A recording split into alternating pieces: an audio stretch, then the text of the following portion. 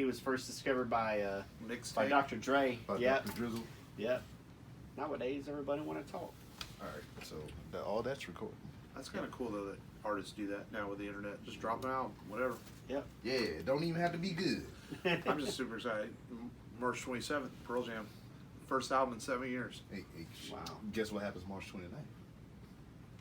Rob's birthday. Yeah. I need to leave. I would have sworn I left you a review a long time ago, but if I did, I'm gonna go leave another one. Yeah, I saw that. Get all the different emails and do all the things. Yeah, I don't push. All those, our those iTunes, emails you our, make for YouTube, our iTunes reviews kind of stalled at 16. But there was a guy arguing with me on Twitter or Facebook about that, saying reviews. Actually, that's not true. Reviews aren't going to get you higher in the general algorithms of iTunes, Word. but if someone's searching random or Rebel Radio, it will get you higher in the search directly related to your words. Word. You know, that's how it works. Because what I've noticed, because like I had to search my show to check the review number. Right. So when I check it, anytime I type random, you know, the whole list of shit start with random come up, and as soon as I press the R, mine the first one at the top. Right. And then usually it would be like at the bottom or something. Now it's just and that's how we were. Rebel was way, way down, and we've only got like 16 reviews. But now if you search us, I find us more in the middle now. So we did come up some. When I first started the little campaign to get 100 by my birthday, I was at like 53. Yeah. And the way I got to 53 is just like everybody would DM each other and they'd be like, hey, you do a review for me, I do a review for you. And I did that just like an ass load of times and shit. And it stalled out at 53. And then I got this wild hair up my ass. I like, this is what I want for my birthday. I want 100 reviews. And then now I'm at 86. Nice. So stalled out. Almost there. Almost. I just need some lazy motherfuckers to do some reviews. Not you. I ain't talking But about you've got your Twitter, man. You've got a massive Twitter following. Like almost 80,000. I'll tell you. 80,000? Yeah, he's got a lot. I'll tell you, like I told the public at Comic Palooza last year, because at last year at Comic Palooza it was 100,000, but it's down to like 79.3. Because they cleaned up dead accounts. Yeah. So there was another show called the Naked Porch Podcast. I'm real good friends with those guys, and he had that account, and he just did all that crazy shit that you would see on Twitter. Right. Hey, this is the follow train.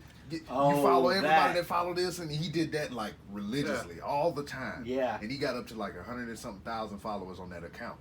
And then you know, he had some personal shit happen or whatever. He bowed out of podcasting. And I would always make the joke. I was like, hey man, when you leave, let me get that account. So that's what he did. He's like, he texts me. He's like, here the password, here the login stuff.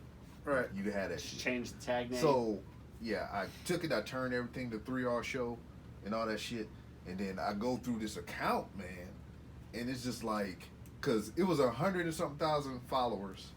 And it was like damn near 100 and something thousand people he was following. Right. So it's like pretty much a follow for follow. Right. But this is like Russian bots, porn, goddamn spam, ShamWow. Yeah. ShamWow. All kind of crazy shit. Just like the dead OxyClean guy. Yeah, it's just all kinds of crazy shit. So I had to go through manually and start deleting them shits and getting rid of them. Well, I noticed like we've been stalled at a little over 1,000 followers for a while. I looked at I went in the settings when I got it, and like I looked at all the people that he blocked. Yeah. 14,000 people. Wow, holy shit. Blocked 14,000 people. I was like, why didn't you just unfollow them? Yeah. Because like Twitter got all strict with their third-party laws and shit. So I had an app to where I can go in and I can mass unfollow motherfuckers. Okay. So that's what I was going to do. I was going to make like a little list on my personal account of all the people that I follow. Right. So whenever I did the mass erase, I can just go to that list and just click and refollow everybody and shit. But damn, I got from 100,000 to about 96,000. Yeah. And then Twitter was like, fuck that couch. You can't use those apps no more. I was like, God damn it. So now I literally have to go through individually, one by one, and unfollow those shit. Yeah. Because they got shit in different languages. They got shit from freaking Afghanistan, Yugoslavia, and I don't understand none of that shit. So I'm just like, unfollow. See, I used to appreciate you, not Yugoslavia, Slovakia, right. for following you. My second highest follower group, listener group according to Podbean. Right. So I appreciate that very much. But everybody else is just like spam, spam, spam. I can't read this. Spam, spam, spam, Right. spam. Well, when we, I used to have a fan site, trustmeI'mAJedi.com, which I did just movie news and stuff. So when I launched Rebel Radio, I did it through that until we made it RebelRadioPodcast.com.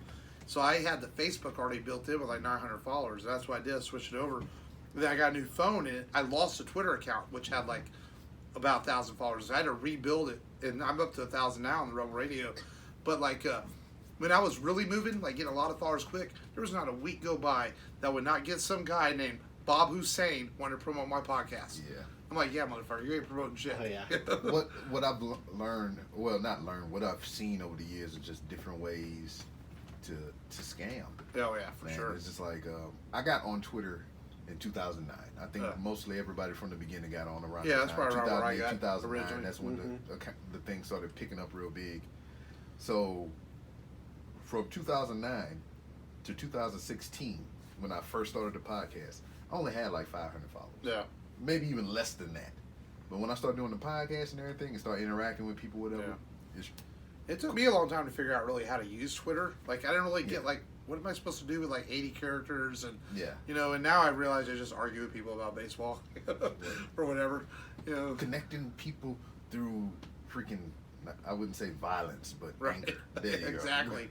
Because, like, Facebook used to be really good, but now their algorithms are so jacked up that if I don't like a post that you do, I won't see your shit for months. Yeah, So you have to keep liking people's stuff so you see their stuff. I don't even post on my Right. personal Facebook. Yeah. And then whatever I have for the show on Facebook is just like it's all linked to my freaking Instagram, so it'll automatically post to that Facebook. Right. And then when I do actually scroll my personal account, if I see something funny that somebody else posted, I would share it to the show account. I wouldn't even reshare it on my personal. And that's why I shit. made the group too, because people seem to see the groups more than they see your page.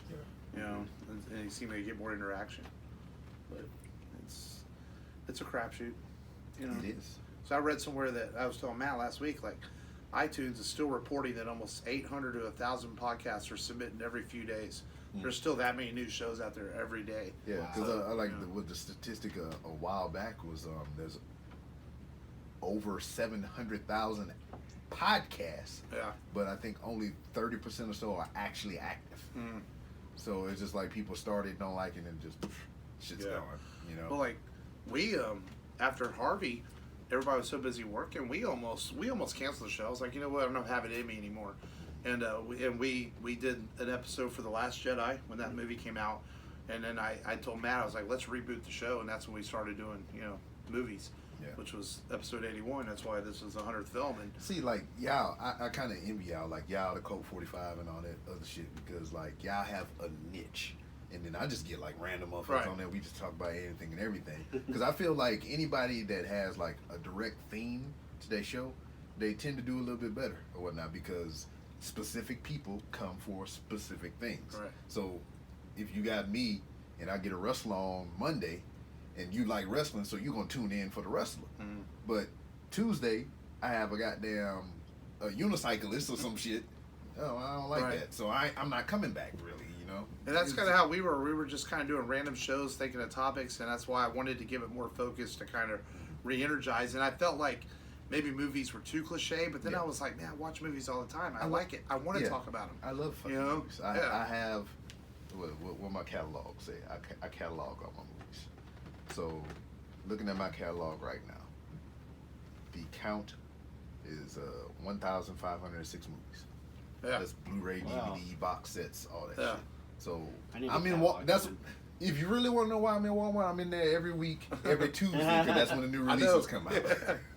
So that's because of my wife, because we met, and I already enjoyed movies. I had a nice little collection. Then I met her, and she had an even bigger collection, and she liked action movies. So I was like, you got titties in the vagina, you like action movies? This is great. So that was kind of like our thing. We would go every Tuesday and look at the new movies and see what we wanted to put in the collection or whatever. And she kind of fell off, but I just kept it going. I'm the same way. Shit, I don't know, last time I counted about 300 Blu-rays. Yeah. That's about the last I time. probably have all the movies you have here. Yeah. I've got DVDs and boxes upstairs, and Dude, I have DVDs and Blu-ray that I have never opened. I just got them just to put them in the collection. Yeah.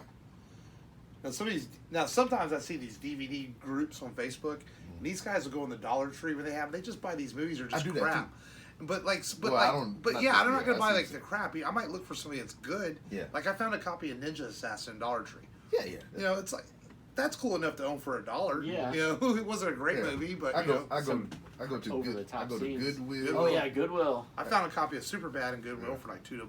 I go to Goodwill. I go to pawn shops. That's Yeah. I had this place when I was stationed in Jacksonville, North Carolina. I forget the name of it or whatever, but I built up kind of a rapport with them because I was in there all the time. And what I would do, because Blu-ray is the jam now. Yeah. 4K is there, but whatever.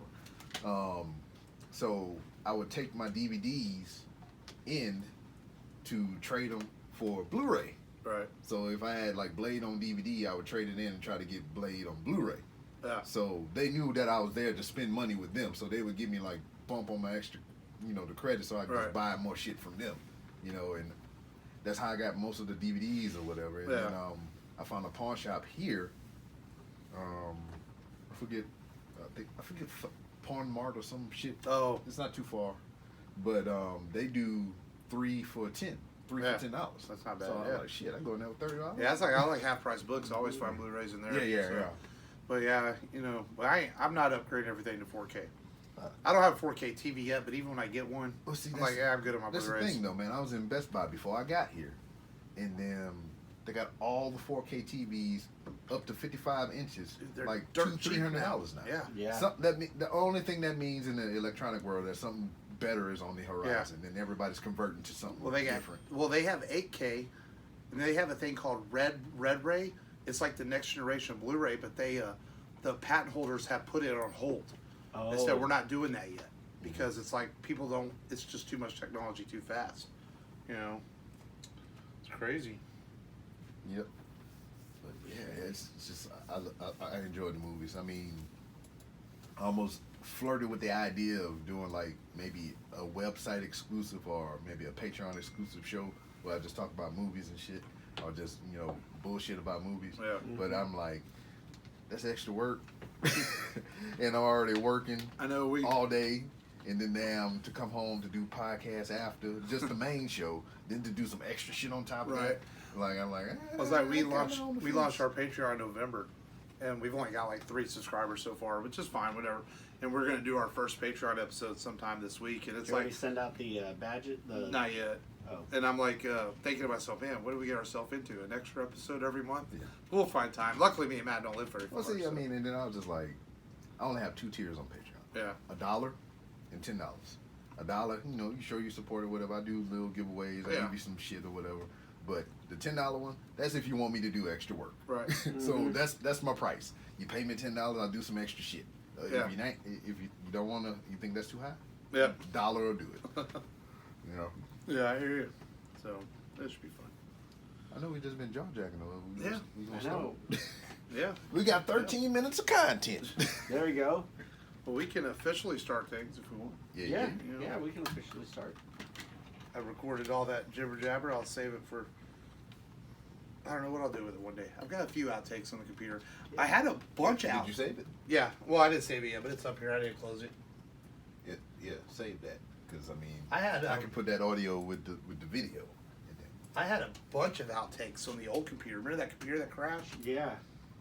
Windows 10 fried my motherboard on my old computer. I've heard that. I hated it. I was so pissed off. I heard a lot of people that went up to Windows 10, they bricked they shit. Mm-hmm. Am I just a foul mouth guy? Because y'all don't curse that much. I do. Oh, don't. I get started. Trust me. Actually, a buddy of mine went to junior high with Sean. He follows the show. He made a comment on Facebook a few weeks ago. He goes, "Man, if I played a drinking game, listening to y'all's show with Mark cussing, I'd be drunk 7 minutes in." Remember? I was like, every time Mark cusses, take a drink. "There's the R button. We ready? What, the random button? The random button. Random button. Let's do this. Kids are being quiet. That's a good sign. Yeah. They probably choked each other out. They up there in a triangle, choke all three of them. Well- This one choking this one, this one choking this Well, one, like- this one choking this one. Like Wyatt, my middle one. Like I could tell he was running around trying to show off, but that's also a sign he's tired. You know, I know him. He might be asleep up there already. Who knows? As soon as he got up there, he's like, Yeah. That's how he is. I mean, Matt knows Wyatt. Wyatt will go, but when Yeah. he hits the bed, he crashes. He always tells me, I'll go take my shower. Come back, give me a hug, Dad, after you got a shower. Okay, he's always asleep. All right.